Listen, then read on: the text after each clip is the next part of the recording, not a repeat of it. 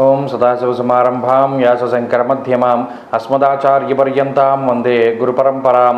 జ్యోతిషశాస్త్రాన్ని భావితరాల వారికి ప్రసాదించిన ఋషుల యొక్క పాదపద్మాలకి నమస్కారం చేసుకుంటూ, అలాగే నాకు ఈ జ్యోతిష విద్యను నేర్పిన గురువర్యులు జ్యోతిష బ్రహ్మ కీర్తిశేషులు శ్రీ ఈరంకి సూర్యనారాయణమూర్తి గారు, సూర్యశ్రీ దైవజ్ఞ గారి యొక్క పాదపద్మాలకి నమస్కారం చేసుకుంటూ, ఓం శ్రీ మహాగణాధిపతే నమః, శ్రీ గురుభ్యో నమః, హరి ఓం.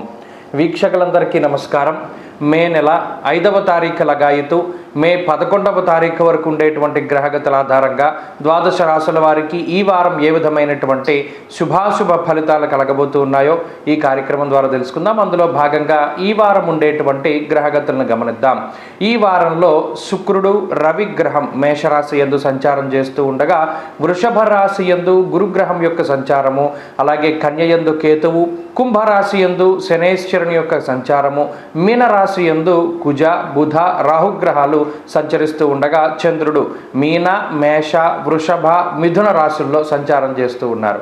ఇటువంటి పరిస్థితుల్లో ద్వాదశ రాశుల వారికి ఏ విధమైనటువంటి ఫలితాలు కలగబోతుందో తెలుసు. వృషభ రాశి వారికి సానుకూలమైనటువంటి గ్రహస్థితి గోచరిస్తూ ఉన్నది. ప్రత్యేకించి 12వ స్థానమందు శుక్ర రవుల యొక్క స్థితిగతులు కొంత ఆర్థికమైనటువంటి ఒడిదుడుకుల్ని కలిగించినప్పటికీ కూడా ఆర్థిక ఇబ్బంది లేకుండా లాభస్థానంలో ఉన్నటువంటి రాహువు కానీ, అలాగే కుజగ్రహం కానీ, బుధగ్రహం కానీ చాలా గొప్పగా ఉపయోగపడుతూ ఉంటారు.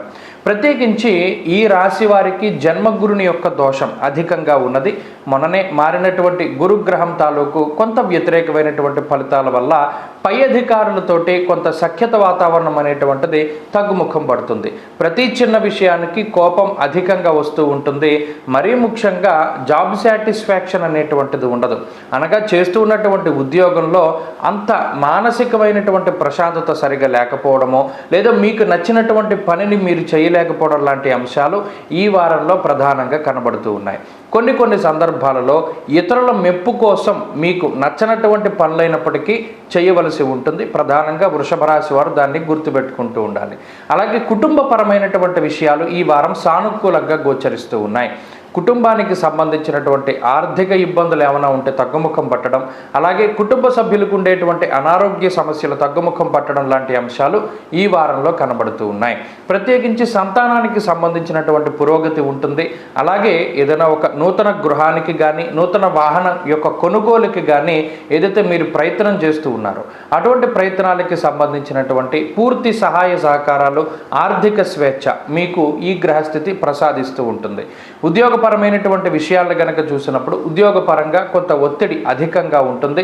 మరీ ముఖ్యంగా ఉన్నతాధికారులు కొంత మీ పట్ల వ్యతిరేక భావాన్ని కలిగి ఉండడము, లేదా ఇతరులు చెప్పినటువంటి మాటలు పట్టించుకొని మిమ్మల్ని కొంత ఇబ్బంది పెడుతూ ఉండడం లాంటి అంశాలు ఈ వారంలో వృషభ రాశి వారికి చూడవచ్చును. అయితే స్థానచలనానికి సంబంధించినటువంటి ఇబ్బంది ఏది కూడా ఈ రాశి వారిలో కనబడడం లేదు.